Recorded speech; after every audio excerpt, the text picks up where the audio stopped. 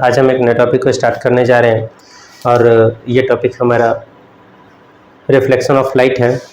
Reflection of light it means प्रकाश का परावर्तन। तो इस टॉपिक पर हम ये बात करने जा रहे हैं कि प्रकाश का परावर्तन होता क्या चीज़ है और इससे हमारे डेली लाइफ में क्या क्या यूजेस हैं। चलिए तो बिना देर के इस टॉपिक को स्टार्ट करते हैं। याद रखिएगा ये हमारे पास एक प्लेन मिरर है, एक समतल दर्पण है ना। ये हमारे पास क्या है, एक प्लेन मिरर, हिंदी में हम इसे बोलते हैं समतल दर्पण। समतल दर्पण हम क्यों ले रहे हैं? क्योंकि ये सबसे अच्छा रिफ्लेक्टर का काम करेगा। ये लगभग अपने पर पड़ने वाले सारे प्रकाश को, लगभग 99% प्रकाश को परावर्तित कर देता है।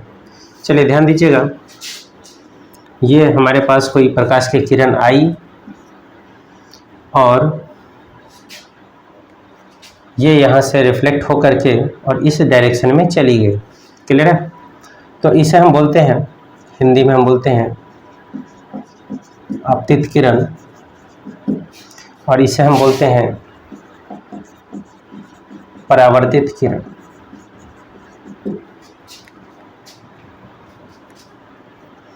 इंग्लिश में इसे बोलते हैं इंसिडेंट रेज और इसे बोलते हैं रिफ्लेक्टेड रेज। ठीक है, और इसके बीचों बीच हमने मान लिया कि ये हमारे पास है कि ये 90 डिग्री का एंगल बना रहा है। यहाँ पर एक इमेजिनेशन है ना, इमेजिनरी लाइन जिसे हम बोलते हैं। ये रियल में कुछ होता नहीं है, लेकिन हमने ऐसा मान लिया है कि ये इसको क्या कर रहा है, 90 डिग्री से दो पार्ट में डिवाइड कर रहा है, बिकॉज ये प्लेन मिरर जो है वो 180 डिग्री का एंगल बना रहा है। ठीक है, तो इसे हम इंग्लिश में बोलते हैं नॉर्मल और हिंदी में इसका नाम हो जाता है अभिलंब। क्लियर? तो ये जो रेज आई है और इस नॉर्मल के बीच में जो एंगल बन रहा है ना, इसे हम बोलते हैं आई। और आई का मतलब हो जाता है एंगल ऑफ इंसिडेंस, मतलब इसे हम बोलते हैं आपतन कोण। और इस वाले हिस्से को हम क्या बोलेंगे, चूंकि रिफ्लेक्ट होने के बाद बन रही है, परावर्तित होने के बाद बन रही है, इसलिए हम इसे बोलेंगे परावर्तन कोण। It means angle of reflection. ठीक है, क्लियर है? चलिए ध्यान दीजिएगा, तो मैं ये बताने जा रहा हूँ कि हमारे पास एक प्लेन मिरर है। प्लेन मिरर पे ये रेज आ रही है, इसे हमने बोला आपतित किरण, इट मीन्स इंसिडेंट रेज। और ये रिफ्लेक्टेड रेज जो परावर्तित होकर के किसी और डायरेक्शन में चली गई, ये हमने मान लिया एक नॉर्मल है, इट मीन्स अभिलंब है। तब हमारे पास ये जो एंगल आई है, इसे हम बोलते हैं आपतन का कोण, it means angle of incidence. और इसे बोलते हैं एंगल ऑफ रिफ्लेक्शन, परावर्तन का कोण। तो प्रकाश का परावर्तन का नियम ये कहता है कि I is equal to are.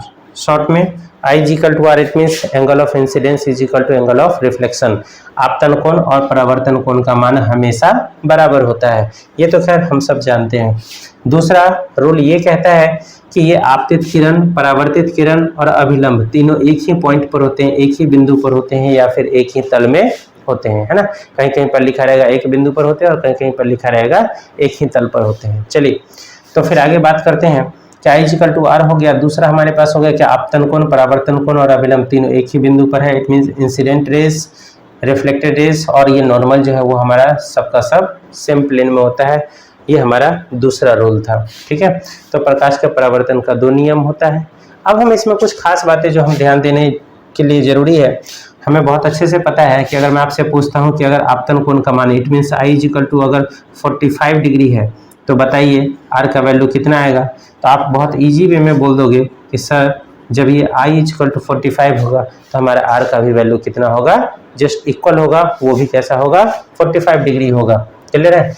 लेकिन इसी में क्वेश्चन आ जाता है एग्जाम में, थोड़ा सा कंफ्यूज करने वाला सिचुएशन आ जाता है, जहां जाकर के स्टूडेंट्स अक्सर कंफ्यूज हो जाते हैं। तो आइए हम उस कंफ्यूजन पर ध्यान देते हैं कि क्वेश्चन कंफ्यूज करने वाला होता क्या है।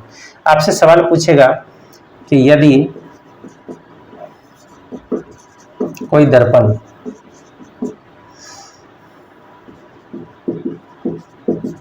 आप एक सेकेंड, आपतित किरण के साथ 30 डिग्री का कोण बनाता है, तब परावर्तन कोण का मान बताएं।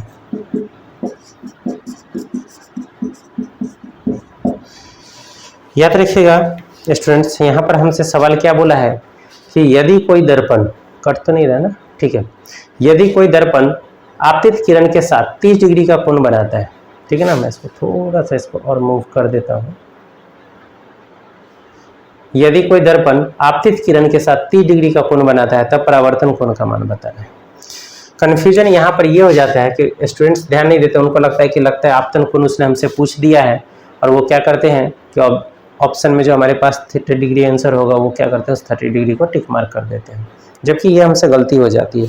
ध्यान दीजिएगा यहाँ पर उसने सवाल क्या बोला है, यदि कोई दर्पण आपतित किरण के साथ 30 डिग्री का कोण बनाती है, इट मीन्स वो ये कहना चाहता है कि ये वाला जो एंगल है ना सर, ये हमारे पास 30 डिग्री का है, ये जो हमारे पास एंगल है ये कितने डिग्री का है, ये हमारे पास 30 डिग्री का है।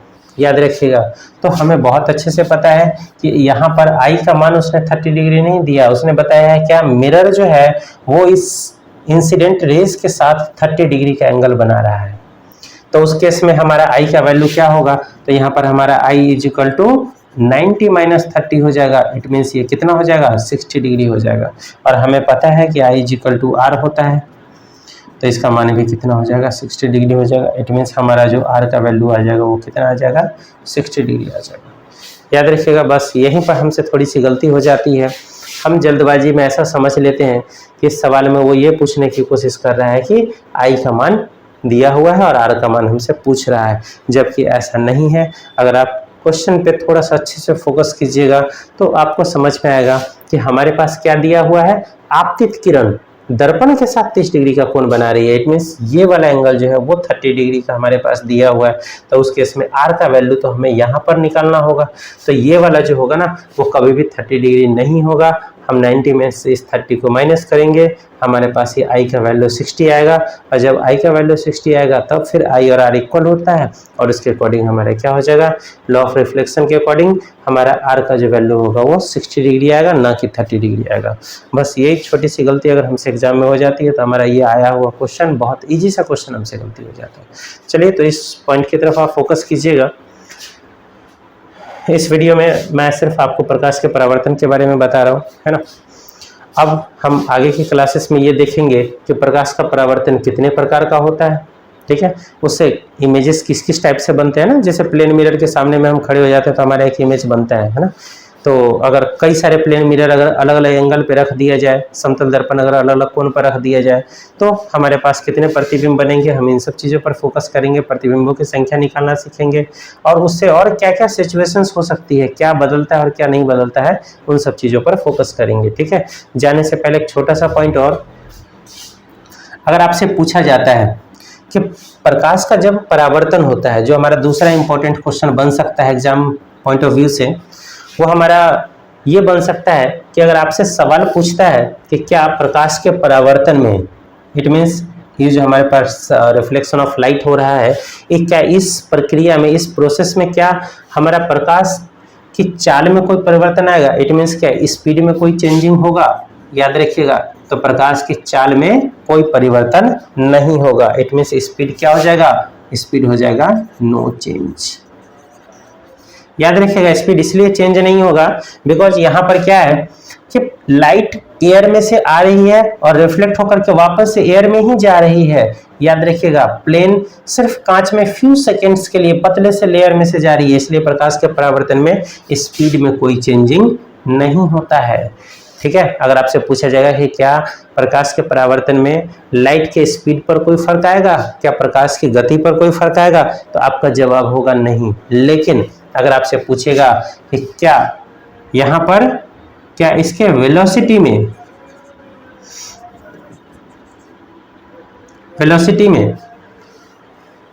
क्या कोई परिवर्तन आएगा, इट मीन्स इसके वेग में क्या कोई परिवर्तन आएगा, तो याद रखिएगा यहाँ पर लाइट जो है वो किसी और एंगल से आ रही है और रिफ्लेक्ट होकर के किसी और दिशा में जा रही है। इट मीन्स इसका डायरेक्शन जो है वो बदल जा रहा है, इसकी दिशा जो है रिफ्लेक्ट होने के बाद बदल जा रही है।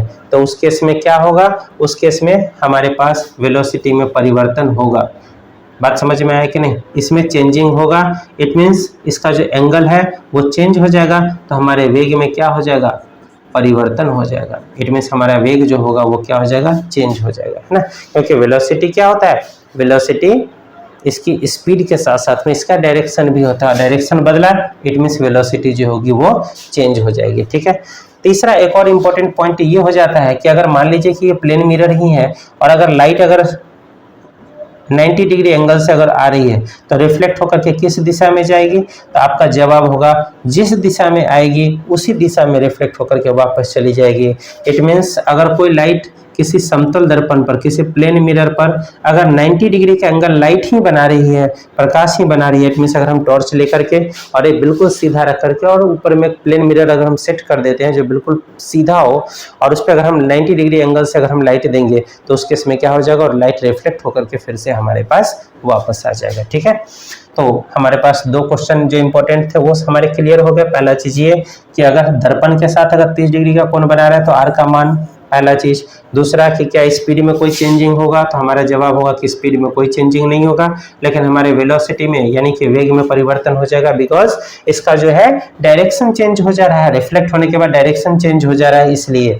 और तीसरा हमारे पास इंपॉर्टेंट पॉइंट कि अगर कोई लाइट अगर किसी प्लेन मिरर पर 90 डिग्री एंगल से अगर आती है तो रिफ्लेक्ट होने के बाद उसी दिशा में, इट मीन्स 90 डिग्री में ही वापस चली जाएगी। इसमें आई और आर दोनों का मान जो होगा वो कैसा हो जाएगा, वो जिस प्लेन में आई उसी दिशा में वापस चली गई। इट मीन्स इसमें कोई भी परिवर्तन नहीं हुआ, ठीक है ना, जिस दिशा से आई उसी दिशा में रिफ्लेक्ट होकर के चली गई। तो ये 3 पॉइंट थे हमारे इंपॉर्टेंट। चलिए तो नेक्स्ट वीडियो में हम, जैसे कि मैंने आपको बताया, अब हम टाइप ऑफ रिफ्लेक्शन पढ़ेंगे और उसके बाद फिर ये जो प्लेन मिरर है वो कितने टाइप का इमेज बना सकता है, कितने नंबर ऑफ इमेजेस कितने होंगे अगर हम उस प्लेन मिरर को अलग अलग एंगल पर रखेंगे तब जा करके, ठीक है। तो हम इस टॉपिक पर डिस्कशन करेंगे। चलिए ठीक है, ओके, थैंक यू।